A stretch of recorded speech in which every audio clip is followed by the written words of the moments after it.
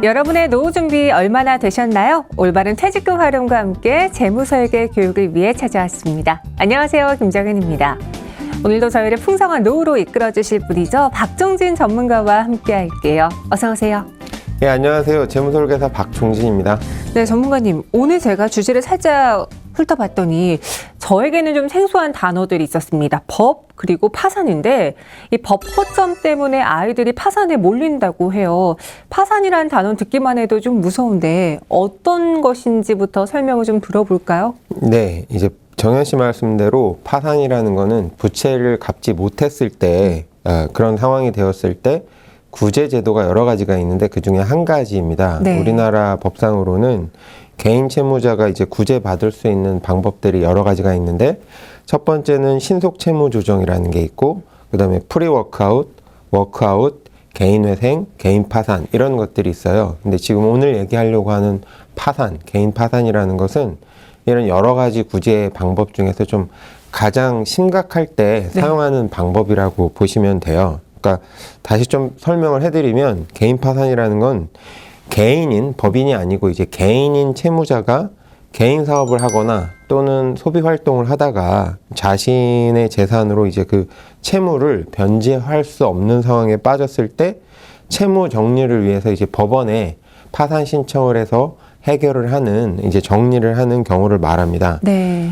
통상적으로 이제 개인 파산에 처한 경우에 남아있는 자산이 조금은 있거든요. 그 남아있는 자산을 이제 채권자들, 그러니까 빌려준 사람들한테 좀 공평하게 나눠줘야 되잖아요. 그렇죠. 그 집행을 이제 법원이 대행을 해주는 거다라고 생각을 하시면 돼요. 근데 이제 아무래도 빌린 빚보다는 가지고 있는 자산이 적은 상태일 거 아닙니까? 그래서 이제 개인 파산에 처한 채무자나 해당 채권자가 이제 신청을 했을 때 남아있는 채권을 공평하게 비례대로 채권자들이 이제 가지고 있는 채권에 비례해서 나눠주고 이제 법원이 종결을 시키는 이런 제도를 말해요. 그래서 보통 통상적으로는 이제 청산 절차를 밟는다 해요. 네. 갖고 있는 자산으로 빚지고 있는 그 채권들을 비례해서 이제 나눠주는 거죠. 예를 들면 내가 1억을 빚졌는데 1,000만 원밖에 없다 그러면 10분의 1씩 채권자들한테 나눠주고 이제 정리를 하는 그런 제도를 말합니다. 이 개인 파산 제도를 신청하게 되면 다수의 채권자가 지금 말씀드린 것처럼 어쨌든 뭐 자기가 빌려준 채권을 다 돌려받지는 못하지만 공평하게는 돌려받을 수 있다라는 장점이 있고 채무자 입장에서는 이 파산 절차를 밟고 나서 즉 자기가 갖고 있는 순 자산을 이제 청산을 하고 나면 네. 이제 면책 결정을 보통 추가로 받아요. 뭐 파산 절차를 밟았다고 해서 자동 면책이 되는 건 아니고요. 면책은 말 그대로 책임을 면하게 해준다 그런 뜻인데 자동으로 면책이 되는 건 아니고요.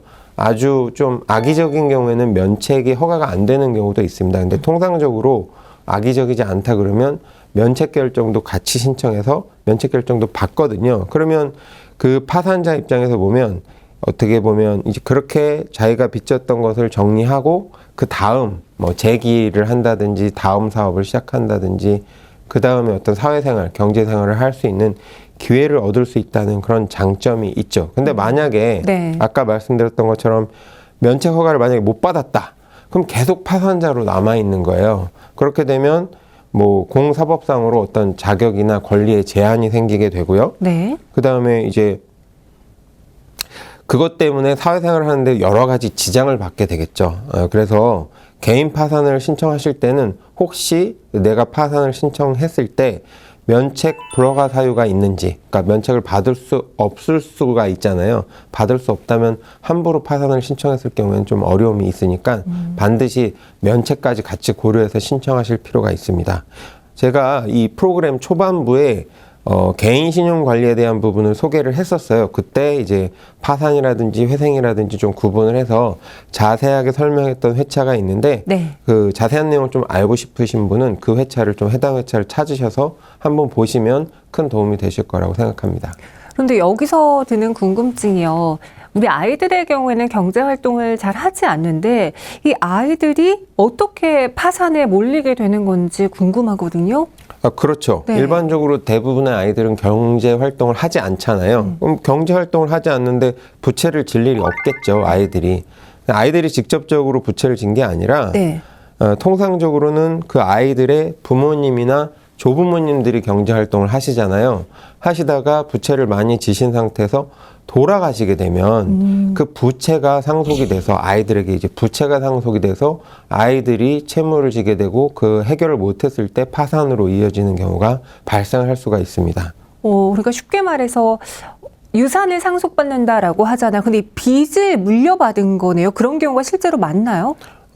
의외로 많이 있습니다. 뭐 여러 가지 사례들이 있는데, 네. 뭐 최근에 이제 그 기사로 났던 사례를 한 가지 말씀드리면 아주 최근 사례예요. 작년, 그러니까 2020년 4월 20일에 이제 그냥 평범한 조그만 가게를 운영하시던 어떤 김유철 군의 아버지, 여기서 가명을 쓰겠습니다. 네. 이제 김유철 군의 아버지가 이제 사업이 좀 기울어진 거죠. 가게가 장사가 잘 안 되는 거죠. 그래서 이제 밤낮으로 애쓰다가 심근경색으로 돌아가셨어요. 갑자기. 예정이 없이. 이제 가장을 이룬 집안은 이제 난리가 났겠죠. 경제적으로든 심리적으로든 어려움이 많았겠죠. 네. 그랬는데 이제 2020년 9월 8일에 숨진 남편에게 빚이 있다는 걸 이제 그 아내였던 유철이 어머니겠죠. 유철이 어머니는 그걸 알았어요. 그래서 이제 변호사를 찾았습니다. 근데 현행 민법은 부채를 지니고 있던 사람이 숨지게 되면 네. 배우자, 그다음에 직계 비속, 법률 용어로는 직계 비속이라고 해요. 그러니까 자녀, 비라는 건 이제 내 밑으로 직계 존속, 부모, 그다음에 형제, 자매, 좀 넓게까지는 사촌이네 이제 반계 혈족까지 계속 순차적으로 책임을 묻게 되어 있어요. 그래서 이제 어머니는 근데 당시에 이혼 상태였어요. 경제적인 문제 때문에도 그렇고 여러 가지 이유 때문에 이혼 상태였기 때문에 법률적으로는 이제 전혀 상관이 없는 사람이니까 원래는 배우자가 먼저 책임을 져야 되는데 배우자가 없는 상태가 된 거죠. 법률적으로는. 그러니까 아들이었던 자녀였던 유철이에게 아버지가 졌던 빚 원금과 이자를 합쳐서 1억 3,600만 원이 이제 물려받게 된 거예요. 유철이가. 네. 그러면 이 유철이의 빚 문제는 잘 법적으로 해결이 되었나요? 뭐 변호사를 통해서도 그 부분을 해결할 수 있지 않을까 싶은데요. 그렇죠. 이제 저희들이 원하는 시나리오는 그렇게 잘 해결되는 건데요. 문제는 안타깝게도 그렇게 되지가 못했어요. 왜냐하면 대응이 좀 너무 늦었어요.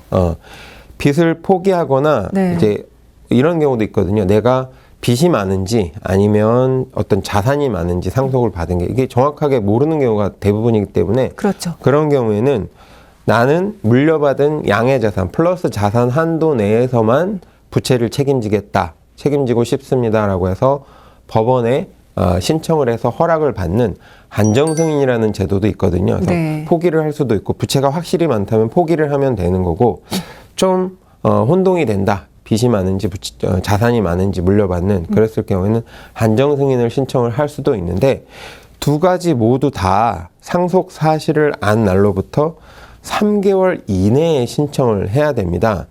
더군다나 유철이 같은 이제 미성년자의 경우에는 네. 민법 1020조에 어떤 내용이 있냐면 미성년 상속인은 채권자 또는 후견인이 상속이 개시된 것을 안 날로부터 3개월 이내에 상속 포기나 한정 승인을 할 수 있다. 이렇게 규정이 되어 있어요. 무슨 얘기냐면 아직은 어리니까 뭐 이런 단어가 뭔지도 모르고 자산과 부채에 대한 개념도 모르기 때문에 네. 그랬을 경우에는 이제 후견인이 대신해서 지금 같으면 어머니가 아버지랑은 이혼해서 부부관계는 아니지만 아버지가 돌아가신 상태에서는 유철이의 후견인은 되거든요. 네. 모자 관계가 끊어진 건 아니기 때문에. 그래서 어머니가 사실은 3개월 이내에 상속 포기를 신청하든지 대신해서 한정 승인을 해줬어야 되는데 그 시기를 놓친 거예요. 그러다 보니까 이제 그 어머니인 도 씨가 변호사를 찾아온 시점이 이제 상속 시점으로부터 5개월이 이미 지난 상태니까 네. 변호사 입장에서도 좀 애로사항이 있었던 거죠. 그런데 참 안타까운 소식인데요. 유철이의 경우에는 미성년자이기도 하고 나에게 빚이 있다는 사실을 몰랐던 상황인 거잖아요. 그렇게 되면 법이 배려를 해줘야 되는 거 아닙니까? 예, 임정상으로는 물론 그렇습니다. 근데 네. 안타깝게도 현행 법은 아이가 몰랐다는 사실을 배려해주지 않습니다. 이미 친권자인 어머니가 빚이 자녀에게 대물림됐다는 사실을 이제 알았다라고 생각을 하는 거죠, 법에서는. 그리고 충분히 3개월이라는 기간이 있었기 때문에 그거 지났으면 상속 포기할 의사가 없었다라고 그냥 인정을 해버린다는 거예요. 네. 그래서 5개월 된 시점에서는 추가적인 상속 포기를 신청할 수는 없다. 이런 시점으로 법에서는 해석을 한 겁니다. 그러는 바람에 유철이는 본인의 뜻은 전혀 없죠. 누가 어떤 아이가 내가 아버지가 진 빚을 내가 책임지겠습니다. 이런 뜻을 표현할 사람은 없잖아요. 심지어 미성년자잖아요. 더군다나 미성년자고. 네. 그래서 자신의 뜻하고는 무관하게 빚을 떠안을 수밖에 없게 됐어요. 그렇다고 해서 어머니 역시도 뭐 기초생활수급자의 삶을 살고 계시고 있고, 유철이는 이제 고교생 수준의 이제 아직 미성년자고 한데 1억이 넘는 빚을 무슨 수로 갚을 수가 있겠습니까? 그러니까 변호사도 고민하다가 네. 결국엔 방법이 없으니까 어쩔 수 없으니까 파산을 신청하는 쪽으로 방향을 잡고 그렇게 진행을 한 것입니다.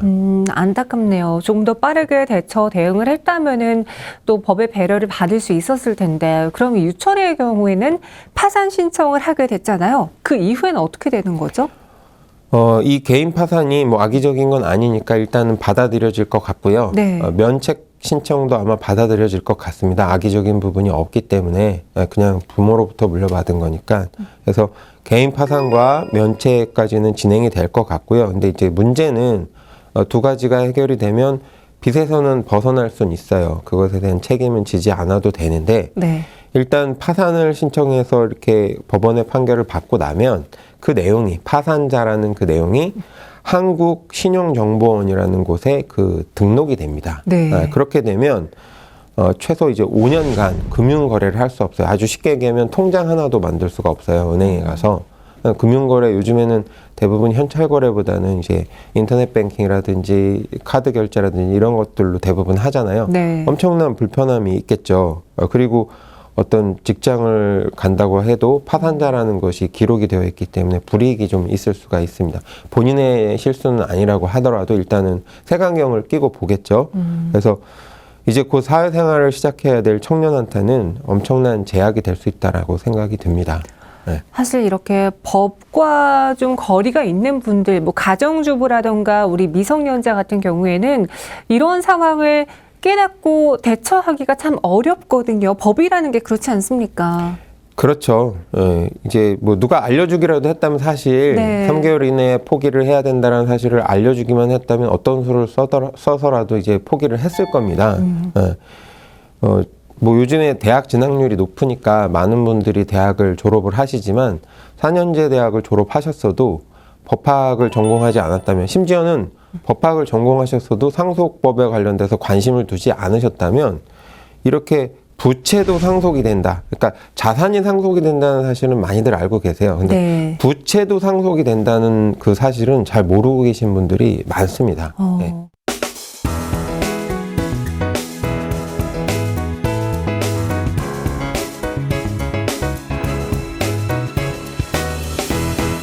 저도 경제활동을 함에도 불구하고 그러한 사실을 잘 몰랐거든요. 몇 개월 이내에 내가 또 이의제기를 해야 된다, 아니면은 거절을 해야 된다, 이러한 부분에서의 무지하기 때문에 이런 사례가 발생하지 않았나 싶고요.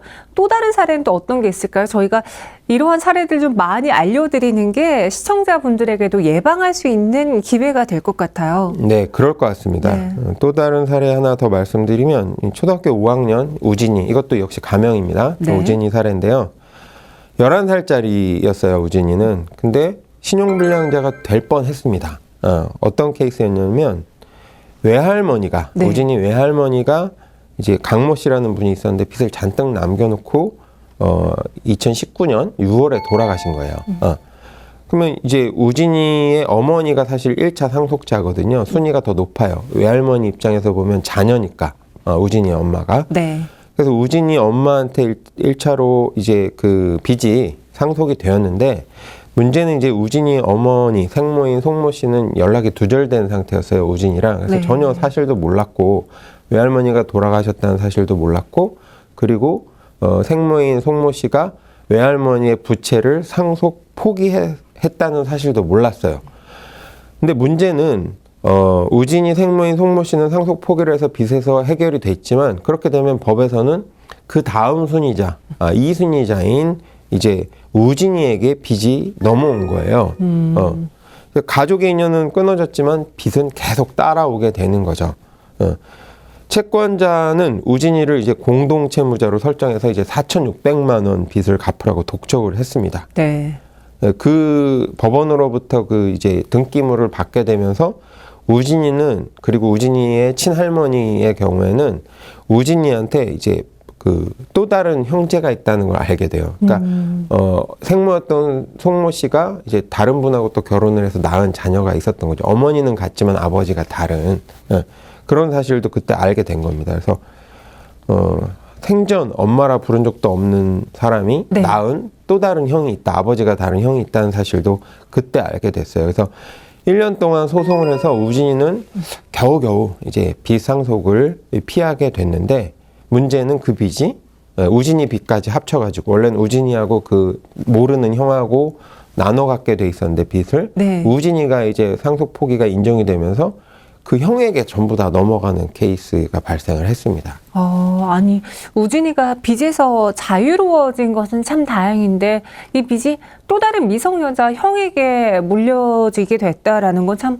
안타깝네요. 그렇죠. 이제 국내 민법은 당연 승계주의 원칙을 따르고 있어요. 누군가 사망하면 재산이든 빚이든 그 혈연을 타고 그게 대물림이 됩니다. 유언장을 써놓지 않았더라도 법으로 정해놓은 순서대로 따라가게 되는 거죠. 그래서 본 적 없던 엄마건 아니면 존재도 몰랐던 형제건 상관이 없고 네. 혈연 관계가 유지되고 있으면 그 순서대로 법에서 정해놓은 순서대로 서류상 가족에게 이렇게 빚이 계속 따라가게 되어 있어요. 사실은 뭐 1인 가구가 늘고 있다 이런 얘기들 이제 저희들이 뉴스를 많이 접하는데 그 얘기는 사실은 어찌 보면 가족의 해체가 이루어지고 있다는 뜻도 되거든요. 바람직하진 않지만 현상은 인정할 수밖에 없으니까요.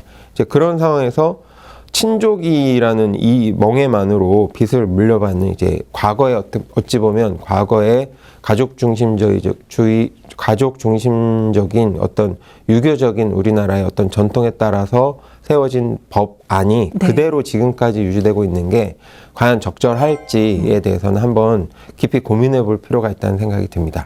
정말 연락이 끊기면은 엄마가 상속을 포기했는지 혹은 나에게 또 다른 배다른 형제가 있는지 아무것도 모를 수밖에 없는 상황인 거잖아요. 네. 우리 우진이 사례를 조금 더 차근차근 살펴봐야겠어요. 네, 이제 본인으로부터 사실이 확인되지는 않지만 이제 법원으로부터 우편물은 오게 되어 있습니다. 그러면서 이제 알게 되는 건데요. 네. 우진의 경우도 그렇게 사실을 알게 된 거죠. 그래서 2020년 1월 8일에 이제 서울에 사는 우진이 앞으로 법원에서 등기가 옵니다. 항상 등기로 와요. 왜냐하면 본인이 확인했다는 사실을 법원이 인지를 해야만 그날로부터 3개월이거든요. 네. 그걸 카운트를 할 수 있기 때문에 반드시 등기로 옵니다. 그래서 법원에서 어떤 등기 우편물을 받거나 이랬을 경우에 특히 뭐 민간 개인에게도 등기 우편물을 받았을 때는 좀 더 저희가 꼼꼼하게 읽어보게 되고 문제가 있는지 확인하게 되잖아요. 그런 것처럼 특히 법원에서 등기 우편물이 왔을 때는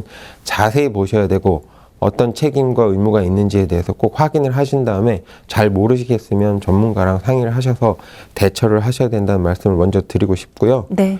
이제 그 등기물이 이제 어떤 내용이었었냐면 세상을 떠난 외할머니 빚이 이제 우진이가 갚아야 된다라는 내용이었죠. 1순위였던 이제 어머니는 포기를 했으니까 네. 그런 내용의 우편물이 왔습니다. 서류상 우진이가 갚을 돈은 2,300만 원. 그러니까 그 형이라는 사람, 잘 모르는 형이라는 사람에게 반반 간 거죠. 네. 원래는 4,600인데 외할머니 빚이 2,300 이렇게 온 겁니다. 엄마가 포기했으니까 자녀 둘에게 반반씩 온 거죠. 그래서 이제 할머니 입장에서는 이제 폐지 주어서 이제 생계를 이어가고 계셨는데 우진이 데리고서 겨우겨우 살고 계셨는데 갑자기 2,300만 원이라는 돈을 갚을 수가 없잖아요. 그분에게는 그게 20억이 넘는 느낌으로 다가왔을 겁니다. 그래서 법무사를 찾아가서 최소 비용 50만 원 드리면서 제발 좀 이 문제 좀 해결해 달라고 부탁을 하신 거예요. 상속 포기를 해달라고. 그래서 이제 그 다음 얘기들이 이제 진행이 된 거죠. 그렇게 우진이는 그럼 빚 상속에서 자유로워졌나요? 다행히 우진이는 아까 말씀드렸던 3개월 이내 이제 네. 우편물을 받은 날로부터 카운트가 되는 거거든요. 그 사실을 안 날로부터니까 외할머니가 돌아가신 날로부터야 3개월이 지났지만 그건 상관이 없고요. 어머니가 포기해서 법원에서 이제 그 다음 순위자인 우진이와 그 형에게 우편물이 도착해서 사실을 안 날로부터 네. 3개월이 안 지났기 때문에 다행히 이제 여지가 좀 있었어요. 그래서 이제 법무사 입장에서는 도와줘야 되겠다 해서 상속 포기를 신청을 했는데요. 2월에 2020년 2월에 1월 8일에 우편물을 받았으니까 뭐 2월이면 늦지 않은 시기잖아요. 네. 신청을 했는데 문제는 아직 미성년자잖아요. 초등학교 학생이니까. 그러다 보니까 법률상 상속을 포기하려면 친권자가 나서야 되는 거예요. 그래요. 근데 우진이 엄마는 우진이를 떠난 지 10년 넘게 연락이 안 되니까 네. 그 우진이 엄마인 송모 씨의 인감증명서하고 동의서가 필요한데 이 상속에 대해서 포기를 하겠다는 어떤 그 부분을 신청하는 데 있어서 반드시 필요한 서류인데 받을 수가 없는 거죠. 그랬더니 법원에서는 법은 사실 엄격하잖아요. 요건과 양식을 갖추지 않으면 인정을 해주지가 않습니다. 그러다 보니까 해당 서류가 없으면 더 이상 상속 포기 절차를 밟을 수가 없다. 이렇게 대응을 한 거예요. 답변을 해준 거예요. 그래서 아무리 이제 우진이 엄마를 찾으려고 할머니가 행방을 찾고 혹시 이제 그 주민등록상 서류상 주소지라고 되어 있는 뭐 충북 청주에도 직접 가셨다 그래요. 네. 가서 그 주소를 찾아가 보니까 이미 뭐 이사가고 없다고 하고 계속 그런 일이 반복이 된 겁니다. 그래서 너무 애가 탔었는데 그래서 이제 여기저기 수소문 해봤지만 결국에는 찾지를 못했어요. 결국은 친모를 찾지 못했다. 그러면은 우진이는 어쩔 수 없이 이 빚을 상속받게 되는 건가요? 예, 만약에 이 상태로 그냥 계속 갔다면 어쩔 네. 수 없이 빚을 상속받게 됐겠죠. 근데 다행히 서울 사회복지공익법센터라는 곳이 있어요. 그곳에서 정 씨라는 어떤 한 분이 우진이의 딱한 사정을 알게 된 거예요. 네. 그래서 어떻게 도와줄 수 있는 방법이 없을까 이렇게 고민을 하다가 한 가지 방법을 찾습니다. 뭐냐면 친권을 일시 정지하는 절차가 있어요. 송 씨가 지금 연락이 두절됐고 집을 나간 지 10년이 넘었잖아요. 상황이 네. 이게 연락할 수 없다는 걸 충분히 입증할 수 있는 상황이잖아요. 이런 경우에 일시적으로 친권을 정지할 수 있는 절차가 있습니다. 그래서 그 절차를 통해서 친권을 일시 정지한 상태에서 상속 포기를 진행을 한 거죠. 그래서 이렇게 길고 긴 상속 포기 소송은 결국엔 13개월 만인 올해 2021년 2월에 이제 마무리가 돼서 잘 해결이 되었습니다. 그래도 참 다행이에요. 우진이 입장에서는 구제를 받을 수 있었던 거잖아요. 그렇죠. 이제 거기까지는 좋았어요. 우진이는 이제 빚에서 해방이 됐으니까. 근데 아까 처음에 말씀드렸던 것처럼 그 우진이의 빚 2,400만 원은 공동 채무자였던 그 형인 백주환 씨, 역시 가명입니다. 네. 백주환 씨에게 같이 넘어가서 백주환 씨가 4,600만 원의 부채를 책임지게 되는 문제가 발생을 했어요. 약간 폭탄 돌리기 같아요. 우진이가 이 빚에서 자유로워지니까 형에게 간 거잖아요. 네. 그럼 이 백주환 씨는 어떻게 됐어요? 그 이후로? 그러니까 우진이의 친모였던 송모 씨는 네. 마찬가지로 그 새로 결혼한 그 가정에서도 역시나 이제 자연스럽게 안착을 못했던 것 같아요. 그래서 이제 그 우진이의 형인 어떤 먼저 낳았겠죠. 사실 형이니까 그쪽이 먼저였고 이쪽이 나중일 것 같긴 한데 네. 그 형의 가정인 이제 그 아버지가 있었을 거 아니에요. 그 형의 아버지, 그러니까 우진이 어머니 송모 씨와 결혼했던 또 다른 아버지, 친아버지는 아니고 우진이 입장에서는 그 아버지도 서류를 받았겠죠. 우편물을 받았을 겁니다. 우편물을 받았는데 이제 그 가정이 안정적이지 못하니까 그 엄마 얘기를 꺼내는 게 힘들었을 거 아니에요. 우진이 형 백주환 씨한테 그 아버지가 그 엄마랑 관련된 얘기를 꺼내는 게 좀 조심스럽고 네. 그러니까 그냥 시간을 보내게 된 거예요. 시간을 보내게 된 거죠. 그래서 결국에는 이제 백주환 씨는 3개월 타이밍을 놓친 겁니다. 그래서 백주환 씨한테 네. 다 부채가 넘어가는 상황이 발생하게 된 거죠. 그러면 형에게는 이를 거절할 만한 그런 시도도, 구제를 받을 시도도 못 하는 건가요? 근데 이제 다행인 건 네. 우진이하고는 달리 주한 씨는 성인이었어요. 네. 성인의 이제 장점이 뭐가 있냐면 한정 승인이라는 것도 원래는 원칙상은 상속 개시 시점으로부터 3개월 이내에 해야 되잖아요. 그런데 이 특별 한정 승인은 뭐냐면 만약 그 부채를 물려받은 상속받은 사람이 성인일 경우에는 내가 그 사실을 몰랐다면, 그러니까 왜냐하면 아버지가 그 등기 우편물을 받고 아버지만 혼자 알았지 백주환 씨한테는 얘기를 안 했으니까 백주환 씨는 사실을 몰랐잖아요. 네. 그러니까 그 사실을 안 날로부터 3개월이 해당이 될 수가 있거든요. 그래서 그렇게 한정 승인을 신청하는 걸 특별 한정 승인이라고 합니다. 근데 성인이니까 그게 가능해요. 미성년자는 특별 한정 승인 자체가 안 됩니다. 네. 아까 말씀드렸던 법적 보호자가 이제 3개월 이내에 신청을 대신 해줘야 되는 거니까 다행히 이제 주한 씨, 우진이의 형인 주한 씨는 그것에 해당이 돼서 이제 특별 한정 승인을 신청을 해놓은 상황이긴 한데 100% 승소한다는 보장은 없어요. 왜냐하면 빚을 몰랐다. 근데 나에게 빚이 있다는 사실을 몰랐다는 것을 입증하기가 또 어려움이 있죠. 왜냐하면 어쨌든 법원에서는 등기 우편물로 네. 이제 우편물을 보냈고 아버지가 받은 건 사실이니까. 그러면 아버지와 아들 관계에서 그거를 말을 안 했었다는 것을 입증을 해야 되는데 그게 쉽지만은 않아요. 그래서 이제 실제 소송이 진행되면 승소 확률은 반반 정도 될 것 같은데 어쨌든 그 부분에 이제 여지는 아직 남아 있어서 그나마 저희들이 희망을 좀 걸어봅니다.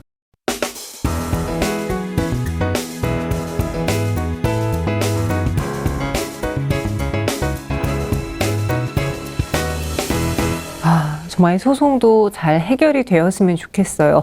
저도 이야기를 들으면서 이 사례에 나였으면 어떻게 됐을까라고 자신을 좀 빗대 보니까요. 저도 꼼짝없이 법에 대해서 잘 몰라서 이러한 문제에 처했을 수 있겠다는 생각이 들더라고요. 민법상 부채 상속 절차 복잡한 것 같습니다. 어떤지 전문가님이 좀 설명해 주시죠. 네, 뭐 아주 깊게 들어가면 진짜 몇 시간을 해도 일주일 내내 말씀드려야 되지만 아주 네. 핵심적인 내용만 간단하게 말씀을 드릴게요. 보통 상속 절차가 일단은 돌아가시는 분을 우리가 피상속인이라고 얘기합니다. 피상속인이 돌아가시는 시점이 바로 상속 개시 시점으로 봐요, 법에서는. 그렇게 되면 상속이 개시가 되는 거죠. 그러면 이제 상속인이 확정이 돼요. 여러 가지 절차를 거쳐서 이건 자세한 내용은 제가 다음 시간에 설명해 드릴 거고요. 네. 어쨌든 상속인의 범주가 결정이 됩니다. 그러고 나면 상속인들 입장에서는 자산이 많은지 부채가 많은지 조사를 해봐야 되겠죠. 사실 잘 모르거든요. 그래서 다행히 우리나라 행정법상으로 주민센터에 가서 사망 진단서 하고 내가 자녀라는 어떤 가족관계 증명서 하고 해서 돌아가신 분의 자산과 부채를 조회를 해달라고 신청서를 써서 내면 통상적으로 부동산과 금융자산 모두 다 합해서 일주일 정도 이내에 이제 이런 상황이다라는 걸 알려줍니다. 그게 확인이 되면 이제 결정을 해야 되겠죠. 만약에 자산이 많다면 당연히 상속을 받아야 되는 게 맞고요. 네. 부채가 확실히 많다면 상속 포기를 결정하는 게 좋고 어느 정도 파악은 됐는데 사실 모든 자산과 부채가 파악이 되는 건 아니거든요. 왜냐하면 개인 간의 채권 채무라든지 뭐 이런 것들은 사실 부모님이 특별히 말을 해주지 않으신 이상 개인 간에 서로 뭐 증서를 갖고 있거나 심지어는 구두상으로만 얘기하고 돈이 오가는 경우도 있기 때문에 네. 확실하다고 말할 수는 없어요. 그래서 조금 불확실한 경우에는 한정 승인을 이제 신청해서 자산 내에서만 부채를 책임지겠다. 뭐 이렇게 신청을 하게 되죠. 그렇게 되면 그것들에 대해서 이제 법원에서 판결을 내리게 되고요. 단순 승인 같은 경우에 이제 그냥 상속을 받겠다는 경우에는 따로 법원에 뭘 신청하지 않아도 3개월 시점이 지나면 자동으로 되는 거니까 별도의 신청은 필요 없고요. 심지어는 상속받은 자산 중에 일부를 처분하거나 사용을 하게 되면 3개월이 안 지났더라도 이제 단순 승인이 되는 겁니다. 재산을 건드렸을 경우. 그래서 부채가 많을 경우에는 부모님의 자산을 함부로 건들면 안 돼요. 나중에 문제될 소지가 큽니다. 그래서 그렇게 하시면 돼요. 근데 이제 만약에 상속된 빚이 있다는 사실을 몰랐다라면 인지한 날로부터 3개월 이내에 특별 한정 승인을 신청할 수 있다라는 부분이 이제 예외적으로 있는 거죠. 근데 이제 단서 조건은 그 상속자가 성년이어야만 특별 한정 승인을 신청할 수 있다라는 점을 주의하셔야 됩니다. 미성년자는 늦게 알아도 특별 한정 승인을 신청할 수가 없습니다.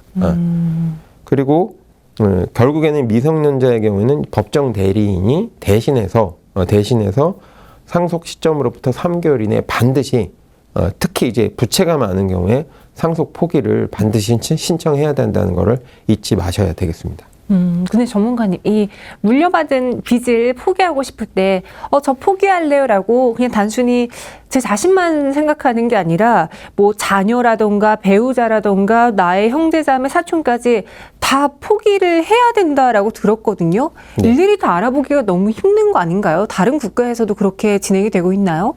그렇죠. 일단 우리나라의 경우에는 먼저 말씀드리면 아까 이렇게 설명을 드렸듯이 여러 순위자가 있는데 1순위자가 포기하면 2순위자에게, 2순위자가 포기하면 3순위자에게, 3순위자가 포기하면 4순위자에게까지 계속 법원에서 이제 등기우편물을 보내면서 채무에 대한 책임을 네. 추궁을 하게 되어 있어요. 그래서 사실은 이게 사실 번거롭죠. 번거롭고 아까 말씀드린 대로 친족 간의 관계가 예전만큼 아주 긴밀하지 않은 상태에서 어떤 뜬금없이 법원에서 어떤 부채에 대한 책임을 묻는 우편물이 오는 것 자체가 그렇죠. 당황스럽고 부담스러울 수밖에 없습니다. 그리고 혹시 그 우편물에 대해서 법적인 책임을 제대로 이해하지 못해서 그냥 우편물을 던져놓거나 어떤 대응을 제대로 하지 못했을 때는 실제 부채를 책임져야 되는 문제까지 발생할 수 있다는 점이 좀 사회적으로 문제가 돼서 아마 이렇게 기사가 나온 것 같아요. 이런 부분들 때문에 미국이나 영국 같은 이런 나라들은 미성년자뿐 아니고요. 성인의 경우에도 원칙적으로 빚을 물려받지 않습니다. 원칙적으로. 개인이 생전에 자신이 세상을 떠난 뒤에 재산을 처분할 만한 어떤 집행자, 뭐 영화 같은 거 보면 뭐 변호사를 보통 많이 쓰죠. 네. 그 가정에 뭐 좀 재산이 있는 집안들은 전문 고용 변호사가 있잖아요. 담당 변호사가 그 사람에게 이제 선임을 해두면 그 사람이 이제 돌아가신 이후에 알아서 자산과 부채를 뭐 유언장대로 집행을 하거나 유언장이 없다면 문제가 발생하지 않도록 이렇게 해결하는 경우가 많습니다.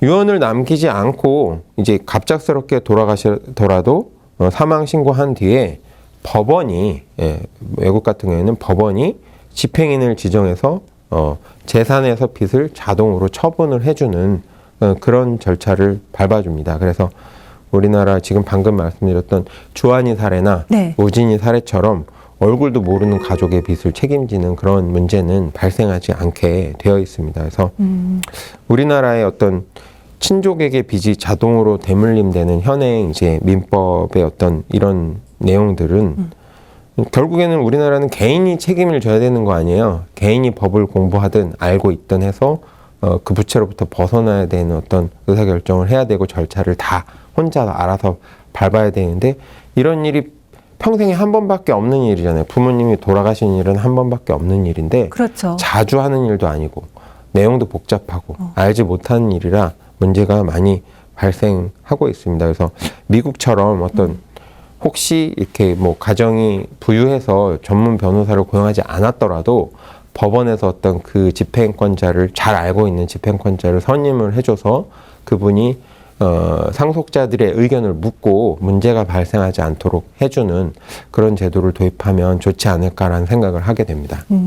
전문가님 이야기 들어보니까 정말 맞는 것 같아요. 가족 구성원 간의 관계가 예전과는 달라졌기 때문에 이 법이 그냥 동일하게 이전과 같이 적용이 된다면은 이를 통해 피해를 보는 분들도 나타나지 않을까라는 생각이 들고요. 이에 대한 개선도 필요하지 않을까 개인적으로 살짝 생각을 해보았습니다.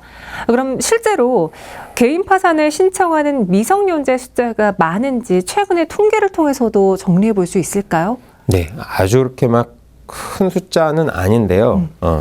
뭐 통계를 한번 살펴보면 2016년에 한 16명, 17년에 21명, 18년에 12명, 19년에 17명, 20년에 12명, 그리고 올해는 3월까지 해서 한 2명 해서 한 5년치 통계로 봤을 때 한 80건 정도가 됩니다. 근데 네. 이걸 80건으로만 보실 게 아니라 이건 실제로 파산까지 간 건이잖아요. 그 얘기는 다행히 3개월 이내에 뭔가 누군가 친권자가 알아보든지 본인이 좀 성년이라서 자녀든 어떤 상속인이 성년이라서 스스로 좀 알아보든지 해서 네. 구제책을 발견해서 문제에서 벗어난 사람들은 더 많이 있을 겁니다. 그렇겠죠. 근데 전혀 보호받지 못하거나 또는 보호해줘야 되는 어떤 후견인이 이런 법적으로 무지하거나 또는 그냥 상심에 빠져가지고 있다가 타이밍을 놓쳐서 파산까지 간 케이스가 이 숫자라는 거니까 사실은 더 많은 사람들이 어려움을 겪었다라고 보시는 게 맞을 것 같아요.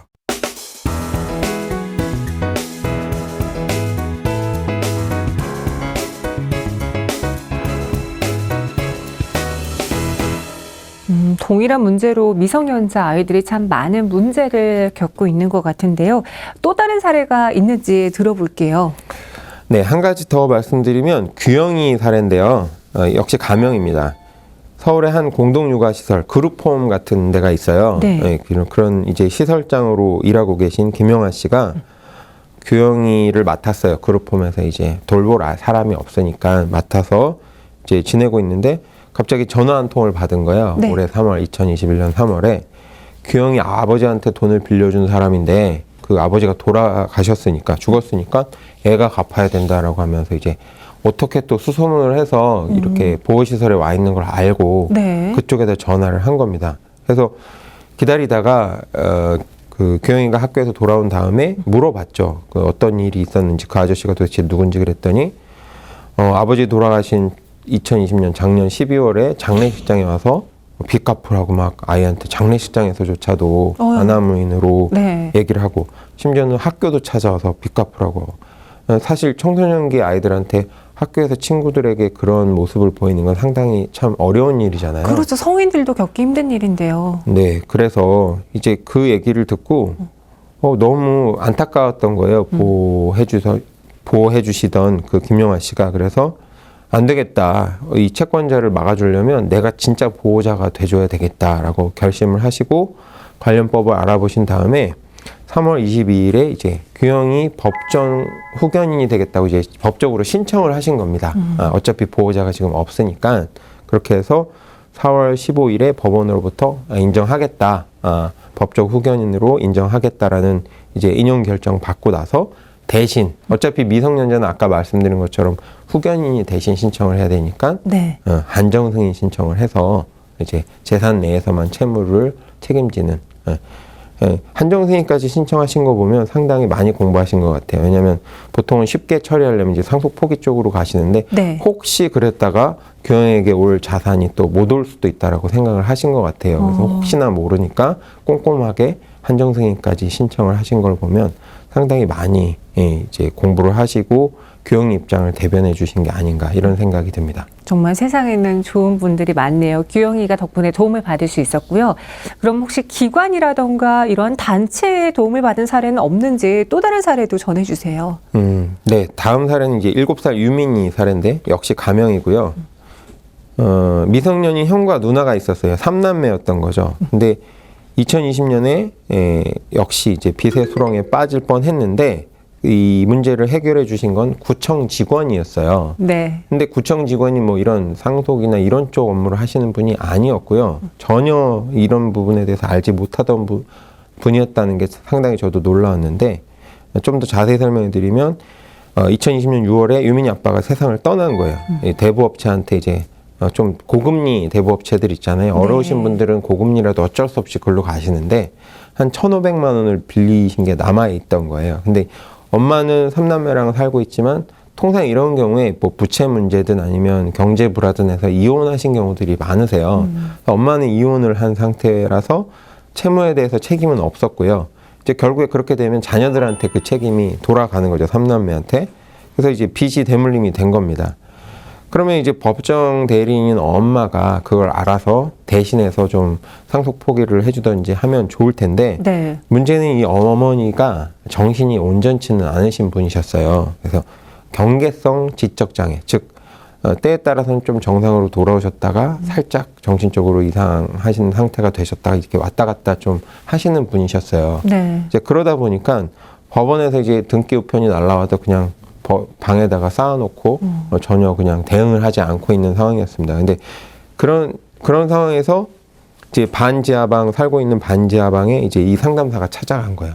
잘은 모르지만 뭔가 우편물이 여러 개가 그것도 법원에서 온 게 쌓여 있으니까 네. 혹시나 해서 뜯어본 거죠. 뜯어봤더니 이거 그대로 뒀다가는 애들 신용불량자 되겠다 싶어서 엄마는 난 잘 모르겠다. 아유, 난 모르겠다. 이렇게 하는데 이분이 오히려 적극적으로 나서서 내가 다 도와줄 테니까 겁먹지 말고. 왜냐면 지적으로 자신이 없는 분들은 뭔가 한다는 것 자체 용기가 필요하거든요. 그래서 이제 뒷짐지고 계셨었는데 오히려 이 상담사분이 계속 독려를 해서 실무적인 부분은 내가 처리를 해주지만 법적으로는 권한이 없으니까 네. 어머니가 같이 가야만 되잖아요.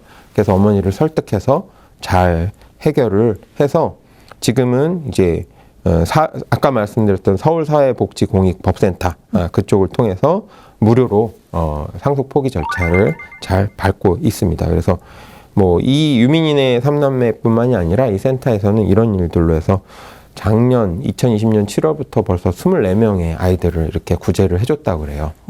네. 참 다행입니다. 이렇게 법을 잘 알고 있는 분들의 도움을 받는 것도 중요하고 혹은 대리인이라던가 다양한 분의 도움을 받을 수 있다면 참 좋은 것 같아요. 그래서 저희가 이번 시간을 통해서 이런 정보를 전해드리려고 하는 건데요. 어려움을 당하고 있는 아이들과 보호자들이 도움받을 수 있는 기관은 또 어떤 것들이 있는지 전문가님 소개해 주실까요? 네, 여러 기관들이 있겠지만 그래도 가장 좀 신뢰할 만하고 전문적인 기관들 위주로 말씀을 드리면요. 네. 먼저 이제 대한법률구조공단이라는 곳이 있습니다. 당연히 이제 법률 상담이 가능하고요. 상속 포기, 한정 승인, 심판 청구, 뭐 개인 파산이나 면책 소송을 대리를 해줘요.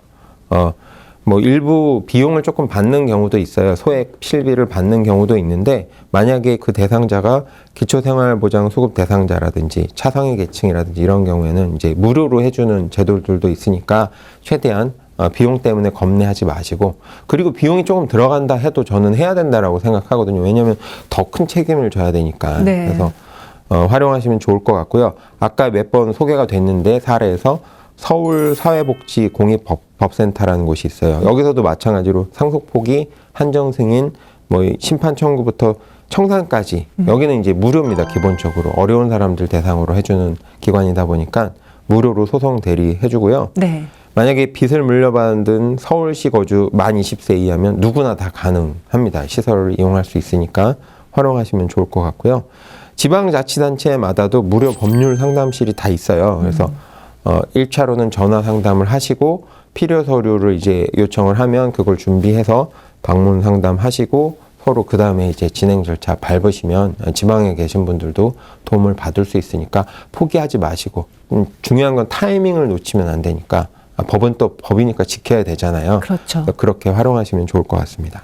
네, 이렇게 아동을 지원할 수 있는 기관들에 대해서 대표적으로 설명해 주셨고요. 그럼 대한법률구조공단의 도움을 받아서 빚에서부터 자유로워질 수 있었던 아이들은 얼마나 있었을까요? 2017년에 통계를 보면 한 18명, 18년에 63명, 19년에 37명, 20년에 36명, 그리고 올해 같은 경우에는 5월 26일까지 한 11명 정도에서 165명이 도움을 받았는데, 역시 이것도 숫자가 그거밖에 안 되라고 생각하실 수 있지만 네. 이 과정 진짜 끝까지 몰린 애들이 요 정도. 그리고 사실은 알지 못해서 이런 도움을 받을 수 있다는 걸 알지 못해서 신청을 못한 아이들까지 있다라고 생각하면 네. 사실은 저희들이 주변에 좀 신경을 써야 된다. 장례식장 갈 때마다 혹시 이런 상황이 발생할 수 있을지에 대한 생각을 해보시고 위로만 해주실 게 아니라 그런 부분 꼼꼼히 따져주시고 그 어떤 후견인이라든지 좀 성인이라든지 그 유가족 중에 꼭 얘기를 해서 알아보고 조치할 수 있도록 도와주신다면 저희들이 피해를 줄일 수 있을 것 같습니다.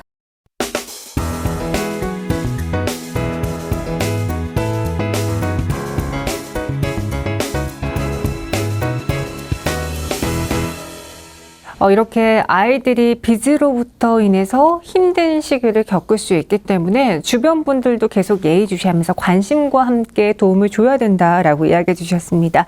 마무리 앞서 오늘 이야기 중에 꼭 기억해야 되는 핵심 내용이 있다면 전문가님 어떤 걸까요? 네, 아무래도 이제 민법상 부채 상속 절차 말씀드렸는데요. 여기서 핵심 포인트는 이제 상속된 날짜, 상속일로부터 상속 개시일, 즉 돌아가신 분의 이제 사망일이죠. 네. 그 날짜로부터 3개월 이내에 무언가 액션을 취해야 된다.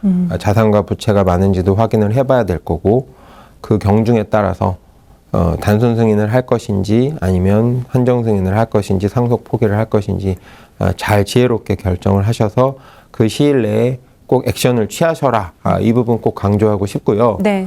혹시 놓쳤다 했을 경우엔 이제 특별 한정 승인 제도가 있으니까 성년인 상속인인 경우에는 그 특별 한정 승인 제도라는 또 구제책이 있으니까 최대한 활용해서 특별 한정 승인을 신청까지는 해봐라. 뭐 100% 승소한다는 보장은 없지만 그래도 해보면 가능성이 있고 거기서의 핵심은 빚이 있다는 사실을 내가 몰랐다. 지금 방금 알았다라는 것을 입증만 하면 승소할 네. 수 있으니까 그 부분의 어떤 증거들을 잘 갖춰서 활용하시면 좋겠다.